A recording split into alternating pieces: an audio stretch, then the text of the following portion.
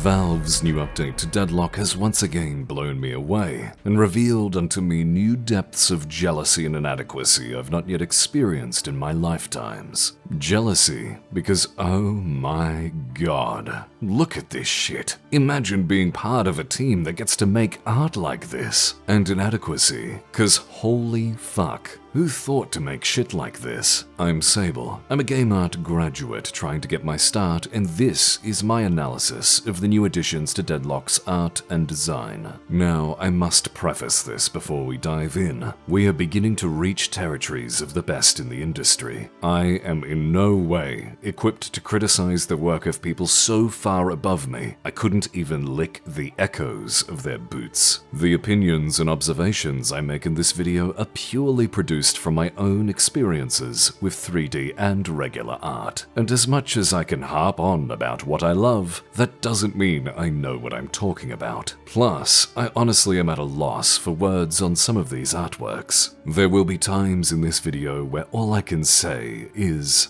"Oh, this is beautiful." This update in regards to the world of Deadlock primarily brought new life and identity to the patrons that we kill each other over ad nauseum for the duration of this game's lifetime, which is gonna be too long to guess at. Deadlock's got the potential to be a forever game. Thus, these two cosmic deities playing a game of East Side, West Side need to have strong foundations. These guys are the most important map fixtures and the reason for the game taking place at all. So it's incredibly important that whatever facelift came their way, it was a damn good one. And oh my lordy lord, I have not seen elder gods so interestingly depicted. This is the kind of shit the 3D medium can only produce. The Hidden King inherited the theme of the creeps candles aesthetic and took it to the logical extreme. This tall, looming shadow and its effigies are unequivocally terrifying, mixing the weird and the occult with turn-of-the-century technology to create this god of pagan and industrial might. It's quite an interesting choice to display him in this fashion. Obviously, his name alone conjures a very specific kind of image. Any motif that could apply to him needed to echo the concept of a hidden hand, a manipulator, a lingering presence guiding through quiet strength. The repeated use of sound as imagery tells of a god of subliminal power, a silent voice that seeks dominance through coercion. In the context of the game, it makes me wonder what would happen if this particular deity was summoned. A lord of propaganda and influence gripping New York without it ever realizing, except for those who gave it purchase in our reality. Choosing to have the hands glow is an interesting statement. Of course, one of the primary symbols of control would be emphasized, or at least, that's how I see it. I looked him up after writing this, and based on this little description, I don't think I'm far off. Now, to the Archmother. This god is much more difficult for me to get a read on. Much can be said about her purely based on her opposite nature to the Hidden King. The Hidden King is ramshackled, with a wood/Wickerman theme. Conversely, the Archmother is symmetrical, carved from stone and rigid, cold. There's an unmistakable order to her nature. If the Hidden King is inspired by pagan belief, then she is more antediluvian and esoteric, with some Egyptian elements in the form of her sarcophagi, canoptic jars, and exquisite stonework. But drawing from Egyptian themes alone isn't interesting enough for Volvo. It's melded with the Lovecraftian in turn. Magic symbols, obelisks, and tomes of knowledge. Presumably the forbidden variety, of course. Throw in a little bit of the Statue of Liberty, and you've got yourself a perfect combination of histories, fictions, conspiratorial icons like the stonemasons, and a bit of the real world to create an entirely new and fresh design for a god. That's one of the things I truly love about art. The best works you'll ever see draw from existing things to create new, profound beauty. But it's important that it's only drawn from. There is a fine fine line between using what was to create something new and beautiful, and regurgitative plagiarism that insults and disrespects the artists you owe everything to. Getting away from the thematic analysis of our two gods, and I just want to appreciate some of the scenes on display here. Both shrines are just simply awesome. Incredible work. Pass Go and Collect 200.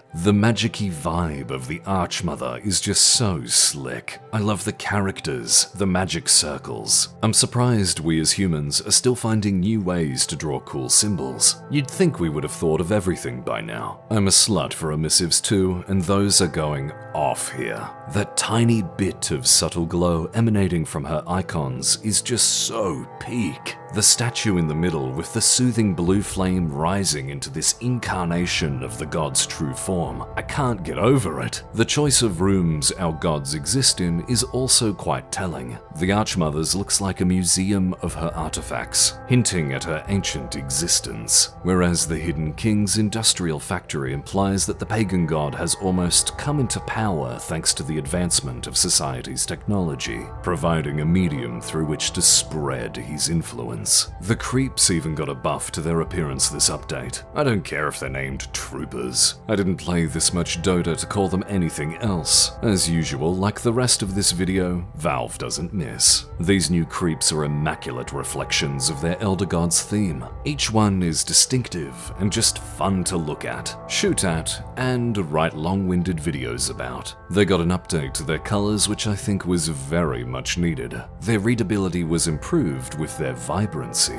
That beautiful, potent blue like a bottle of alizé under a display light, and that deep, warm yellow with tinges of red making it pop is just exquisite. The colors better match the actual vibe of their patrons too now, and I'm really glad they didn't ditch the candle design the previous creeps used as representations for their health. That was a stroke of creative genius. But I also love the chess piece / obelisk theme the Archmother has going with hers. I genuinely could not tell you which ones I like more, but both are perfect and I wouldn't change a thing. They're an emblematic showcase of the progression of Deadlock's art style from release, taking a cool idea and expounding on it while still being distillations of the core ideas behind each patron. Once again, I'm jealous I couldn't work on these little guys. Might do fan art at some point, who knows. Now, before we get to the characters, I want to discuss the new additions to the map. There's a couple new spots Valve has improved, and we continue to see the artists really flesh out the overall aesthetics of the game. Green Lane's church is now a dream blunt rotation spot. There's a cemetery with a small glade of trees giving a much-needed hint of nature to the scene. The old cobbled path these pipes intrude on hints at the encroachment of civilization and the growth of the city. These subway tiles lining the small tunnel are a nice touch. There's a few new buildings, and the architecture is stunning. Even if the textures aren't finished, and a portion of what we're seeing used are repeats of what was, it's a good use of modular environmental assets, something every game dev worth their salt utilizes. Making games is hard and time-consuming. It's standard practice to create a suite of environment assets to be used like Lego pieces to create levels, and then use a few bespoke hero piece assets to define the identity of that environment. But this doesn't preclude hero pieces from getting the same treatment, just not to the same degree. I'm also a big fan of the little library they added nearby. It's a great example of this concept. Almost every single asset in this room is used elsewhere, but it has a distinctive feel despite the repetitious nature of its contents. The only thing I'd do is make these lamps more emerald green with a partial emissive to help them pop. These lamps IRL are some of my favorite designs, and it's a shame to see them so dull. But I'm glad they're here at all. It's still in development. Maybe I'll get my wish. Crossing to the other side of the map, and a background asset in the hub area gains new usage as a hero piece for this creep camp. Aside from the cool factor, it also serves to help identify this room for callout purposes. The gas station and room nearby got a nice touch-up too. The candles I harped on about so much last video also got a buff, now more candly than ever. Also forgot to point out how cool these candles were in the last video. and the stained glass behind them. Whilst we're in the hub zone, I really like the swirling vortex they added. The floating pieces of these candelabras are a good combination of the mundane and the magical, and the computer they've added is peak Deadlock in design. It's interesting to see something so normal like a computer get turned into this microcosm of the game's art style. The monitor's an ancient TV, the keyboard's a typewriter, the mouse is a Ouija board, and the computer is reminiscent of the buildings, with candles instead of parts and an RGB fan replaced with a spinning pentagram. Even the little Scarlet Solo is instead a radio. This whole little scene is just too goddamn cool. Both secret shops got a facelift. They're delightfully dingy and run down. Perfect. What's even more perfect, if that makes sense at all, is the new mid-boss subway station and sewer overhaul. There's so much to appreciate that I don't know where to begin. To repeat an overused word this video, love it, love it, love it. Why can't I just crawl into the screen and live here, dude? There's even a bed for me to stay in. Come off it. Them tunnels are a welcome addition. Despite the gutter and the grime, somehow it's cozy, and Valve's texture design gives it life and vibrancy. There's something I'm beginning to notice and appreciate too about the new additions. There's never just a wall or regular pathway. Areas are crammed with minor accenting details to give the world this lived-in vibe. Trash cans lining a wall, electrical nodes, boxes and clutter stuffed haphazardly under stairs. Areas that are placeholder are beginning to truly look out of place now that the rest of Deadlock is being brought up to this artistic baseline, and it makes me truly happy to see the game grow into its own identity. Right, enough about environment, time for me to repeat myself but with the characters. Before I get into it though, I gotta say, I love the new portrait icons. Smug Ivy is best Ivy, and I will also not be reviewing every single character. Some are more inspired than others, some are clearly going to be touched up, and others are not even remotely close to their final designs. Shit, some are even Neon Prime leftovers. So far from Deadlock style, there's nothing to say. So, I'll only be talking about the absolute bangers here. Characters' shoes, strangely enough, are great indicators of what's more completed. The saddest thing is that there's characters that feel close to their final designs but aren't quite there, like Shiv, Calico, Haze, Mo and Krill. I suspect that the difference between their current models and their finished ones will be similar to the touch-up Lash received. Now, I've got to outline a consistency I've observed across Deadlock's more completed characters. There's a beautiful harmony that exists between the various disparate elements that define their whole identity. If I make a mind map and plot all the primary factors of a character, it still doesn't accurately define them. A Deadlock character isn't just a combination of these factors, it's more like a melding, like an idea soup. It's more than simply, the design informs their design. It's quite difficult to articulate if I'm being honest. I'll showcase my point with the most ingenious and creative character I've observed of the previous update, the Doorman. He'll be a great example of this harmony concept I've seen that permeates these more finalized characters. So,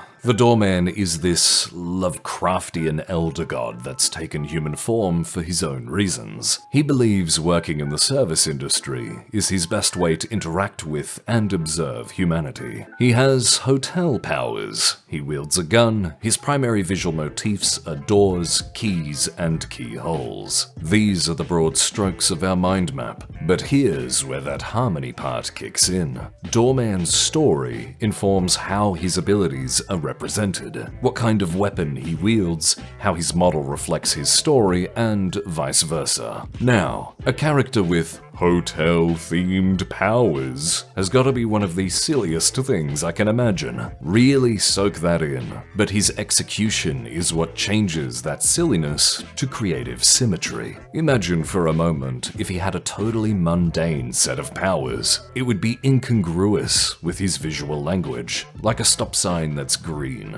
Even if a viewer can't articulate what's wrong here, they can feel something definitely is. Concord's characters characters are a great example of this negative point. So, all of these elements of the mind map inform his abilities. Now, observe his animations. His back is ramrod straight, but comfortable in stance. His movements are accurate and elegant. He doesn't allow his uniform to be sullied by dirt nor grime, no matter what he does. He's always in control. This screams that he's never exactly where he wants to be and reinforces his identity as someone who loves and respects his work. If a god chooses to be a doorman, you can guarantee it's not because he has to, but wants to. What feeling do you think would be conveyed if he was slouching instead? It paints a very different picture, right? There's another connection on that mind map. Let's look at his design now. It's a very typical doorman outfit from the time it's depicting. Overall, it's quite minimal compared to most of the characters, but it actually contains a lot of nuance. From the back, they give him a set of keys with a wonderful magical glowing outline that creates a focal point for a person to take in when idly running their eyes over his figure. It's arguably as core to his character as his gun and outfit. His gun, from what I can observe, looks like the internal components of a door's locking system, with all those latches and levers converted into a weapon. It even has a keyhole slot and expels keys as gunshots. It of course combines with the primary tool of a doorman, his keyring. This gun is as key to his identity as the doorman as his uniform or abilities. His front-facing focal points are his face and coat. The coat's buttons and centerpiece form the shape of keyholes, another reinforcement of his identity. There's a few more echoes of that harmony concept. I love all the gold parts of his look. They're made using a technique called non-metallic metal, my favorite form of expressing metallic rendering. You see, in 3D art, metalness is actually controlled using a metallic map, which dictates how reflective something is when rendered in a game's engine. If you combine this with some degree of a roughness map, you can make some seriously convincing metallic assets. In the textures, metalness exists on a scale of 0 to 100%. This is then represented by a black to white value scale. All the parts of a texture map that are white are 100% metallic, and the black are, that's right, 0% metal. I'm so proud of you. Now, non-metallic metal is a technique where you instead paint the appearance of metal. This technique shines in 2D paintings and even 3D models, but that does come with the caveat of the lighting on that metal being static, unchanging. But it doesn't change how good it looks aesthetically, and when you're hitting that painted art style Deadlock somewhat is aiming for, it doesn't look out of place at all. I still think there's a degree of metallic map affecting these gold parts, but it combines quite well with the non-metallic metal. There's actually a new environment asset they added that's a good showcase of this technique. Now, back to the doorman's most important feature, his face. Remember Doorman's backstory? He's only pretending to be human,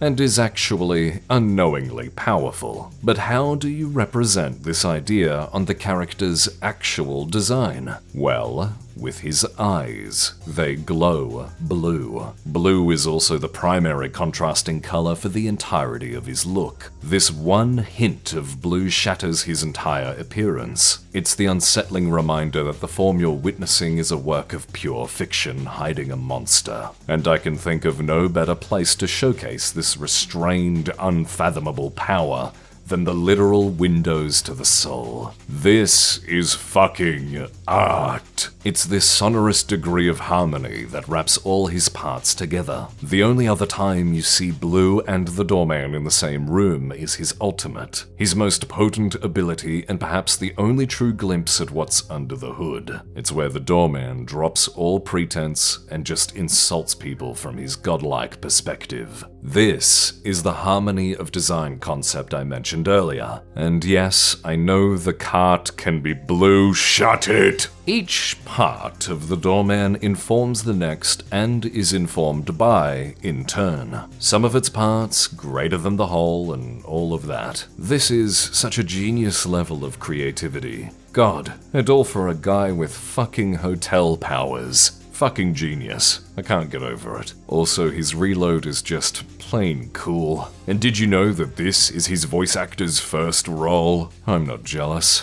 You're jealous. Anyway, we should move on. And don't worry, I don't have nearly as much to say about the other characters. Paige, the girl that reads and brings her literature to life. Like Doorman, she's simplistic at the beginning, with her design being what I imagine is every librarian's uniform, but it hides her depth. Her primary motifs are obviously books, but, more importantly, knightly iconography and the novels they appear in. The Arthurian fantasies she's always talking about. Swords and stones, shields and dragons. Some of the details I love are the fountain pen around her neck. I wonder if that has anything to do with that pen being mightier than the sword phrase. Maybe she just uses it to write what she'll summon. I love her large, round glasses, and the disheveled hair that tells the viewer she puts importance on things other than her looks. She bears a brooch that's similar in style to a knight's coat of arms, and that symbol appears when shielding her allies. I love the little symbols that appear on her book when she casts her various spells. How her projectiles are letters wreathed in her literary power, just like how the dragon leaves stories on the ground where her flame trails. Whoever thought of that was cooking that day.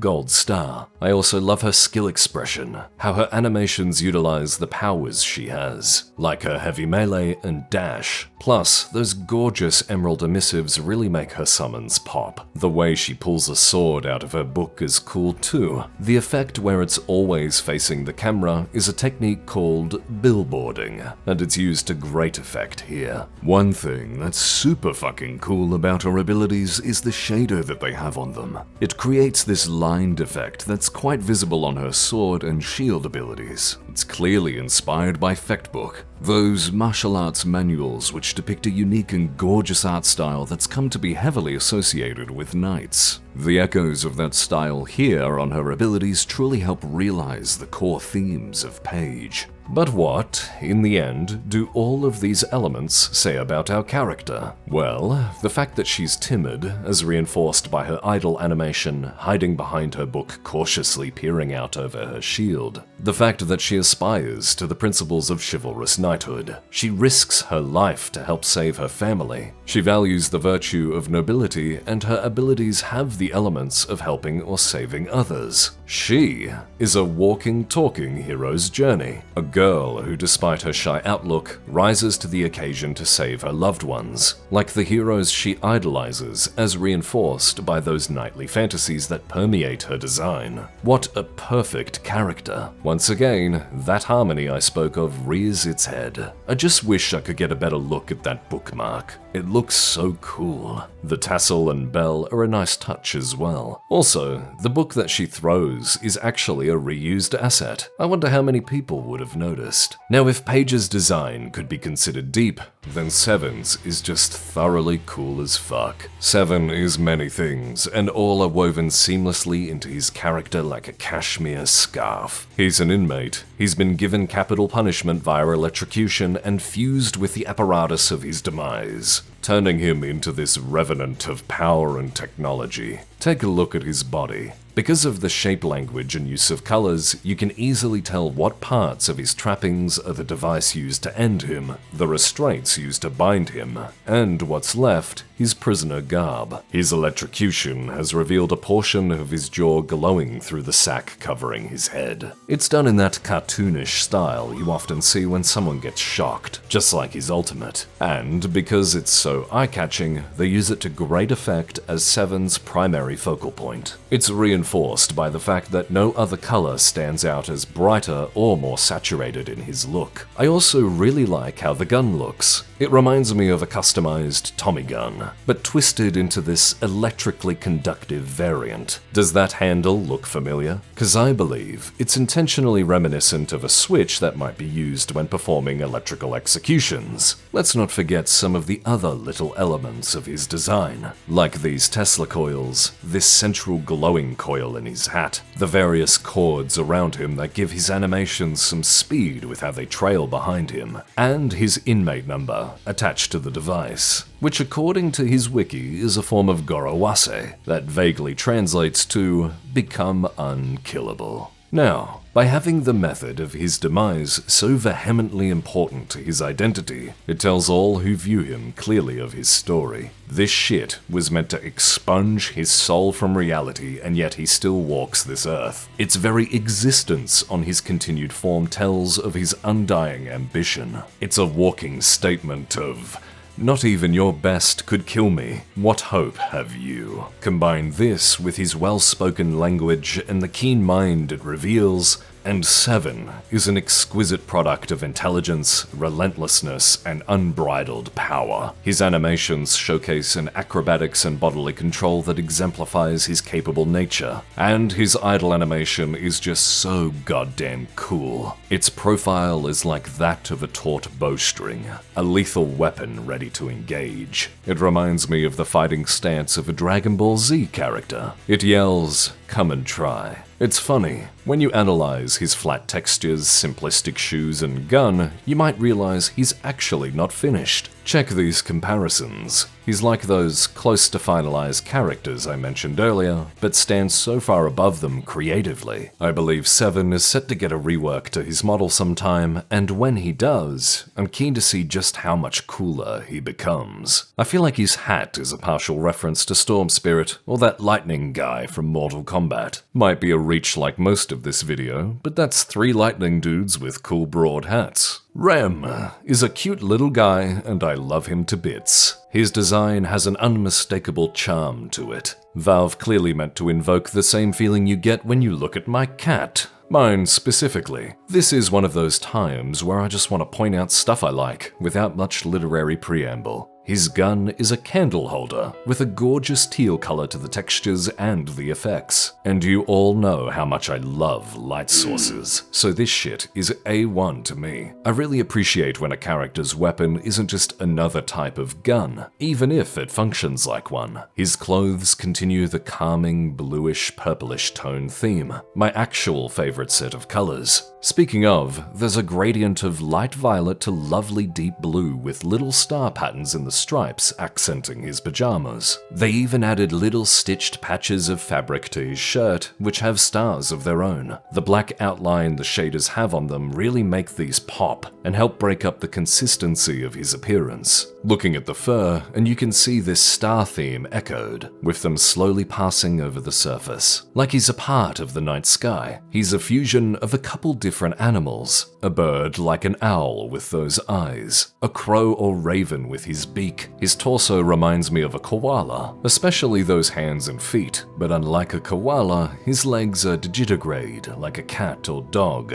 And I've got no clue where the tail comes from. I think it's fitting that an owl is the main inspiration for the feel of his design, as his sleep/dream/nighttime theme all align well with the nocturnal creature's general vibe that we humans strangely ascribe to things, like how a lion is apparently valiant and prideful, or how an eagle is American. Notice his little pocket watch with the moon charm on the chain. I adore when a character design has little distinctive elements like this that break from the rest of his appearance. The gold of the pocket watch doesn't appear anywhere else on his character. Even the gold of the candle holder has this blue tint to it. This is also true for the red tone patch of his clothes. His little helpers are an incredible addition to the definitely going to be a plush and it'll be sold out line of game mascot characters. Overall, Rem is likely a very big contender for my absolute favorite character of the game. He's got me questioning whether or not I should scrap my virtual avatar and start over. I'm tempted to just make my character a cute little guy version of themselves instead now. He's not just my favorite design-wise either. Rem's kit and style from a gameplay perspective is also something I've loved in the past as an Abatha main in Hero Heroes of the Storm. Rem is a mold-breaking character, armed with abilities that function unlike any other in the game.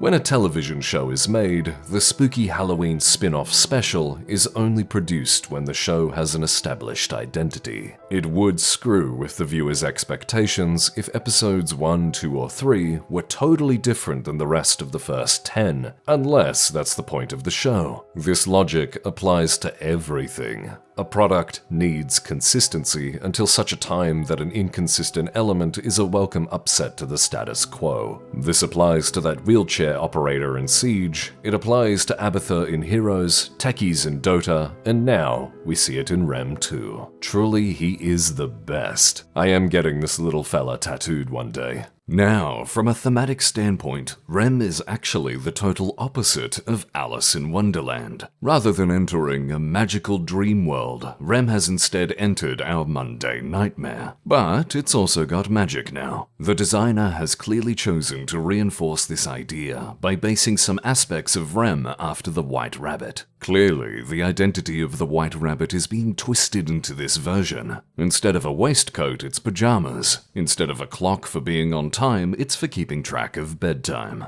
As I stated earlier, a good work of art that's inspired by something isn't meant to regurgitate what the original idea was. If that happened here, Rem would instead be a direct opposite to the White Rabbit, rather than wholly his own character. So making him simultaneously Alice and the Rabbit, whilst keeping the themes of both, is a great way to make something unique and not derivative. I.e., the design motifs of the Rabbit consistent with his depictions, as well as Alice's primary driver of returning home from a land that makes no sense to them. It's no wonder someone made this artwork of Rem emulating that iconic pose. Also, new secret room. Alright, quick lightning round. Dynamo. I love his bow tie and his wedding ring. It's just cute, really. I'm also infatuated with the variation in his metal elements. I mean, look at how many different colors are here, and yet it still works visually as metal. Also, his icons are just hilarious.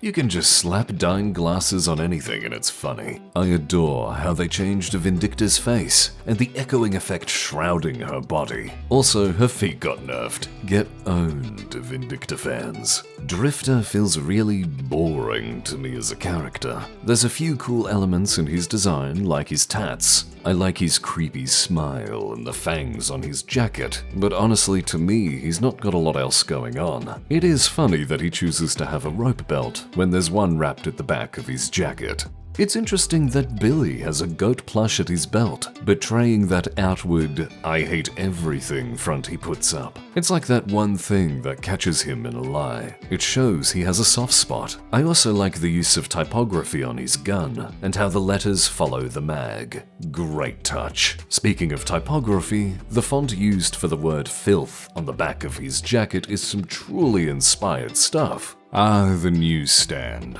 Reminds me of my other gig. Oh yeah, do you like global news? Then check out Sir Swag. I voice their awesome News Without the Bullshit series. New episodes at the start of every month. Anyway, Graves is another new and depth-riddled hero. I want to be goth myself, so her design is peak high fashion to me. Upon initial observation, it can be easy to write this character off as something a dev made after binging Wednesday, but you'd be a fucking idiot to think that the buck stops there. There's a couple quirks of her design that immediately stand out upon inspection. Obviously, there's the dismembered glowing hand, the white hair, and sickly pallid skin of the character, but it's also reinforced with more subdued elements, like the use of skull imagery that suffuses her look, with her necklace and backpack contributing massively to her macabre aesthetic. The use of color is really interesting here too. She's got the color gradient shtick I pointed out on Mina in the last video, but also this incredible use of complementary colors. Graves' primary color is this vibrant lime green. It's all throughout her kit, but barely used on her actual design outside of the pin, eyes, and the primary focal point of the character, her disembodied hand. But it's further highlighted by a complementary desaturated reddish-maroon color to her fit. In fact, all the colors of her clothes are actually a part of this hue range, just to varying degrees of saturation and value. Notice how, for the most part, the slider on this color wheel is sticking to the red tones when I drag the color picker over her clothes. I also love the use of object source lighting from the green cast onto her. It's also used quite well on her tombstone. There's an incredible amount of work put into her silhouette and shape language. Look at how her clothes flow in this direction with this